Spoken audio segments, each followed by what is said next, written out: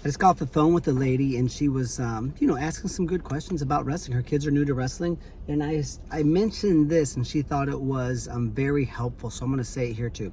So if your wrestling is chaotic, sometimes just reining it in and having a system in place is important. So what is a system? A system that tells you what to do by default is telling you what not to do. So like I told her, if you go to a Gold's Gym, it's 100,000 square foot of space. I don't know, maybe 200, I'm not sure.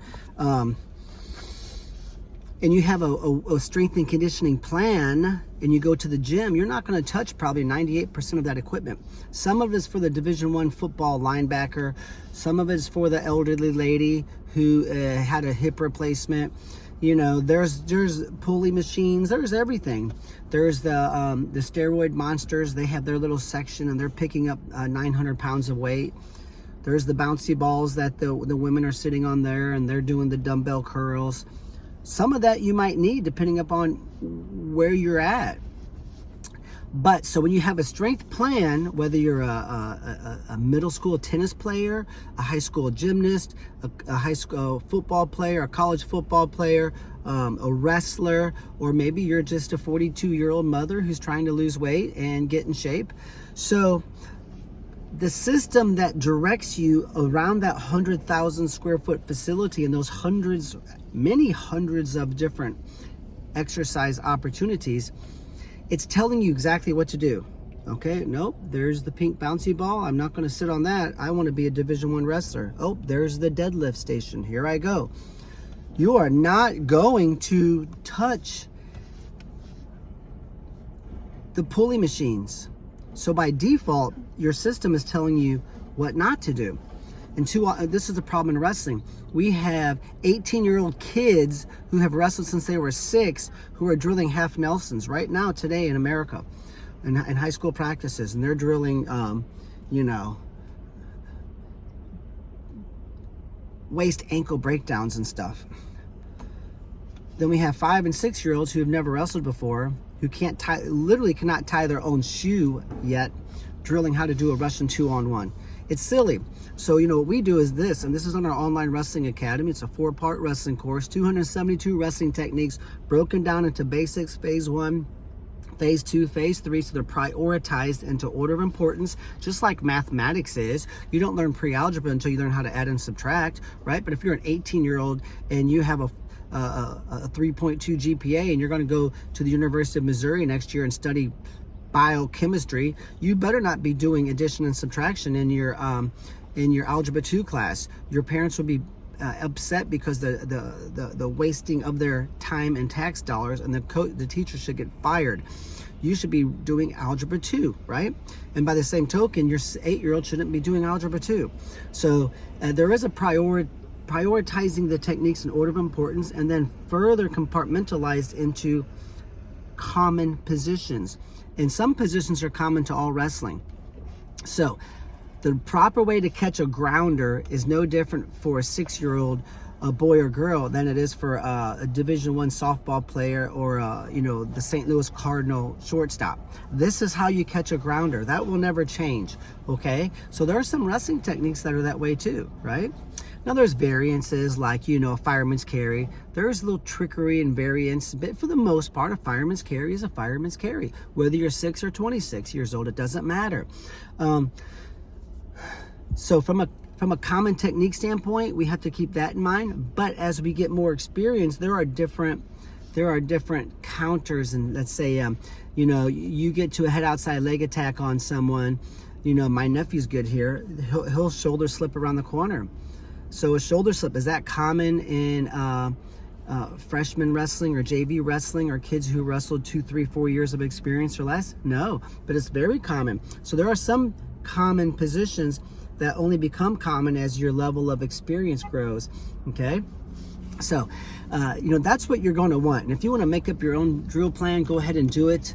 But at our camps, our online wrestling academy, it's a membership.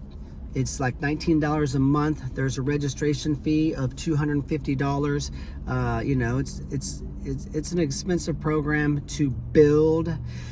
and very expensive to market, and it's placed on a third-party platform called Lightspeed, which is mind-blowing, but I pay them heavily as well. So I wish I could give it to you for free, but you know, I wrote a $34,000 check to Bill that I can't do that. So you know, we could probably sell it for $900, but no one would be able to afford it. Well, a lot of people couldn't, but you know, a registration fee and a monthly payment, it works out very well. So our online academy is what you need. Skip a tournament, skip a so-called national tournament, and don't spend that $700 for 3 matches where you watch your son or daughter wrestle for 11 minutes. You just spent $900 for 11 minutes of wrestling. Take that $900, get a 12x12 wrestling mat. Don't get a 10x10, they're a waste. Get a 12x12.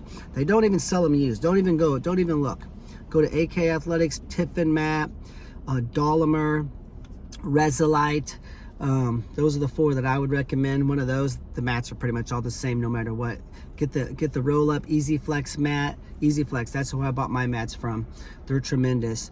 And get our online academy and just get great at wrestling. Have a couple of kids come over and you're like, oh, I'm a wrestling mom, I'm a wrestling dad, I've never wrestled before. Everything is taught step by step. Literally, I think a chimpanzee can use my system and learn how to wrestle. It's just simply amazing. I know I sound like I'm bragging, but it's just the facts. And for a high school or youth coach, the basics phase and phase 1 are practice plans. Print them off, tape them to your wall. That's your practice plan for the whole year for your team. Phase 1 is a practice plan for your varsity team. That's it. And for an individual use, you know, you're gonna follow the system. There's a coach's video there. The coaches section of how to implement our system. So whether you're a coach, you're someone at home with your kids, maybe you're a year-round coach, there's different ways of implementing our system. So I've got it all mapped out for you. Get a pen and a piece of paper, listen to the coaches section. You go to pearlywrestling.com, click online academy. There's some free samples there.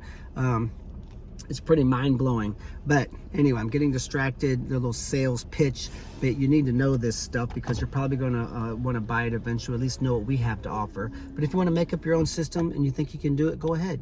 Either way, you wanna have a plan in place because you wanna take the chaos out of wrestling and you wanna take the chaos and uncertainty out. So what we do is we look at the predictability of a wrestling match. So there's a predictability of a baseball game.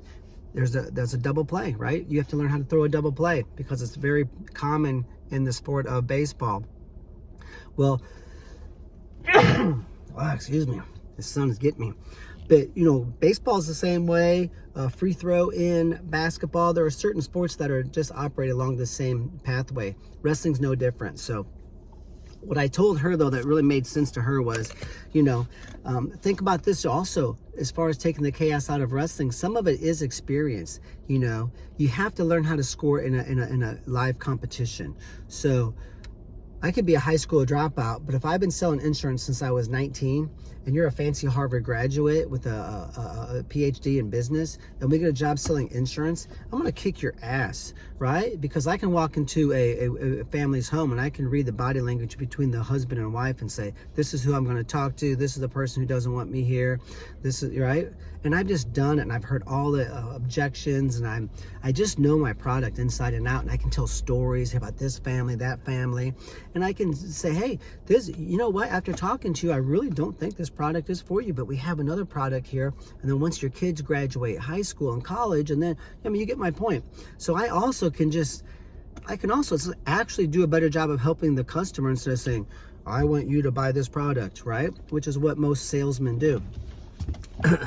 So, but I'm gonna kick the crap out of the Harvard grad. I guarantee it. Because I'm just a freaking gangster when it comes to selling insurance, because I'm a high school dropout, but I've been doing it for, you know, since I was 19, 32 years, you know, and I'm making hundreds of thousands of dollars a year.